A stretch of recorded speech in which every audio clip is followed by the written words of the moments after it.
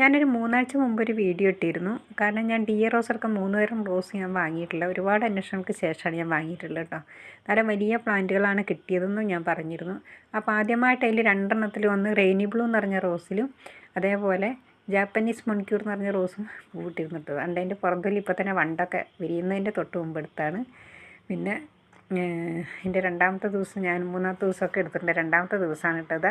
വിരിഞ്ഞ് തുടങ്ങുന്നു. എന്ത് ഭംഗിയാന്ന് നോക്കിയേ. ഉള്ളിലിങ്ങനെ ഒരു കപ്പ് ഷേപ്പിൽ ഡേവിഡ് ഓസ്റ്റിൻ റോസ് അല്ല എന്നാരും പറയില്ല കേട്ടോ. അതേ ഷേപ്പിലാണ്. പക്ഷേ ഇത് ഡേവിഡ് ഓസ്റ്റിൻ റോസ് അല്ല, ഒരു ജാപ്പനീസ് റോസാണ്. മോൺക്യൂർ എന്നാണ് ഇതിൻ്റെ പേര്. പക്ഷെ നല്ല വാസനയുണ്ട് കേട്ടോ. ഈ വാസനയുള്ള റോസുകളൊന്നും വണ്ടും പാറ്റിയൊന്നും വിടാറില്ല. ഈ പനിനീർ റോസിനെ കൊണ്ട് പറഞ്ഞ പോലെ പനിനീർ റോസിൻ്റെ ഇലകൾ വരെ തിന്ന് വെക്കുമല്ലോ. ഇതിന് ഞാൻ സാഫും അതുപോലെ കീടനാശിനിയൊക്കെ തെളിച്ച് എങ്ങനെയെങ്കിലും ഒന്ന് ഞാൻ ഇതാക്കി എടുത്തതാണ്. ഫസ്റ്റത്തെ പൂവിൻ്റെ ഭയങ്കര ക്യൂരിയോസിറ്റി ആട്ടോ. പിന്നെ ഇത് റെയിനി ബ്ലൂ കണ്ടില്ലേ, ഇതും വിരിഞ്ഞിട്ടുണ്ട്. ഇതൊരു ലൈറ്റ് ഒരു വയലറ്റോ നീല എന്തോ ഒരു കലർന്നൊരു കളറാട്ടോ വരിക. പിന്നെ ഒരു വെള്ളയിലിങ്ങനെ അതിങ്ങനെ കലർന്നിട്ടുള്ളൊരു കളറ്, നല്ല ഭംഗിയുണ്ടേ കാണാൻ. ഇതൊക്കെ നട്ടിരിക്കുന്ന പോട്ടി മിശ്രിതം ഞാൻ ആ വീഡിയോയിൽ ഇട്ടിട്ടുണ്ടായിരുന്നു. ഞാനതിൻ്റെ താഴെ കൊടുത്തേക്കാം, വേണമെങ്കിൽ നിങ്ങൾക്കൊന്ന് കയറി നോക്കാം കേട്ടോ. നല്ല ഭംഗിയാണ്. എപ്പോഴും ഈ ഡേവിഡ് ഓസ്റ്റിൻ റോസ് എന്ന് പറഞ്ഞാൽ റോസ് പ്രേമികളുടെയൊക്കെ ഏറ്റവും ഒരു ഇഷ്ടപ്പെട്ട ഒരു പ്ലാന്റാണ് എനിക്കും തോന്നുന്നു. ഞാൻ ഒരുപാട് വർഷങ്ങളായിട്ട് ഞാൻ പറഞ്ഞിരുന്നു ഇതിനെ പറ്റിയിട്ട് അന്വേഷണമൊക്കെ നടത്തി. പിന്നെ അങ്ങനെ ഒരുപാട് പുഷ്പാഞ്ജലി നഴ്സറിയിലാണ് ഇത് ആദ്യമായിട്ട് അവരാൻ തോന്നുന്നു ഇന്ത്യയിൽ ഇറക്കിയിട്ടുള്ളത്.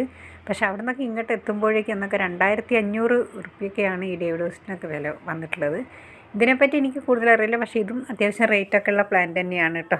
അതേപോലെ ഇനി ടീസിംഗ് ജോർജ് എനിക്ക് വിരിയാനുണ്ട്, ഒറിജിനൽ ഡേവിഡ് ഓസ്റ്റിൻ റോസ്. അപ്പോൾ പ്ലാന്റൊക്കെ നല്ല അടിപൊളിയായിട്ട് വളർന്നു വരുന്നുണ്ട്.